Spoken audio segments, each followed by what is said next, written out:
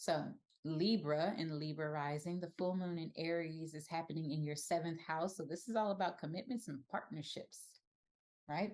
So this is a culmination, a releasing. You can see the full picture of your partnerships, of your relationships. You can see how things are manifesting for you during this time, right? So this is like shining a light on what has been hidden. So with a Libra and Libra rising, you might be letting go of a relationship that is not necessarily beneficial for you. And I don't think this is something that you are actually initiating. It just might be like a mutual thing since it's Libra, or it might be the other person. um the moon is the ruler of your 10th house, so this is definitely like shifting your social status. Now also what this could indicate is that you're getting engaged, right? So some of you might be getting engaged, or you might be getting married during this time.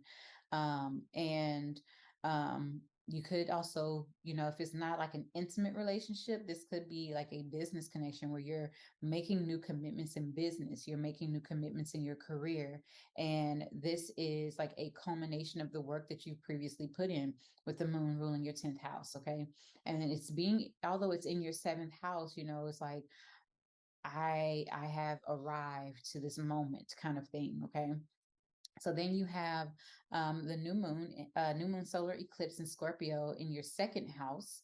So with this being in your second house, this is a wonderful cycle for you to make money for yourself the way that you want. This is not resources that you get from a job or from loans or government. This is money that you create. This is revenue that you create. So this is a new cycle, a new fated cycle that is starting for you, where you are able to command your own, your own finances. And you're beginning this path, right? The moon is the ruler of your 10th house, so you might be starting your own business, you might be starting a new career, or you might just become a contractor or some type of consultant, so where you are assisting other people in that way.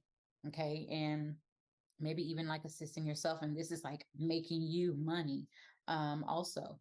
So with this, the moon ruling your 10th house, the sun is also here in this conjunction, and it's ruling your 11th house. So with the sun ruling your 11th house, this is all about your material gains, right? Networking circles, your social networks, your social circles. So it's like being recognized from people in positions of authority, and maybe just starting something new, a new path, new career path that's bringing in money that you make for yourself.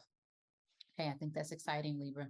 So Mars is stationing retrograde in Gemini in your ninth house. And so with Mars retrograde in your ninth house, this is like um, you taking your time, making sure that you're resting and you are not receiving burnout for all the things that you're learning. So whether you are in school at this time, you might be kind of like figuring out your schedule, figuring out your commitments. And maybe you are taking on too much, biting off more than you can chew. But at the same time, these things just can't be let go of. So you just have to kind of figure out a new way to commit to them. Especially with Mars ruling your seventh and your second house. It's about your commitments, it's about your money. Maybe even you're going to be receiving, more money from mentors, or from like an internship, or you're going to be receiving finances from something that aligns to your path, something that you are directly doing also. But you have to, be cognizant that you're not overexerting yourself, right? When Mars is retrograde. All right.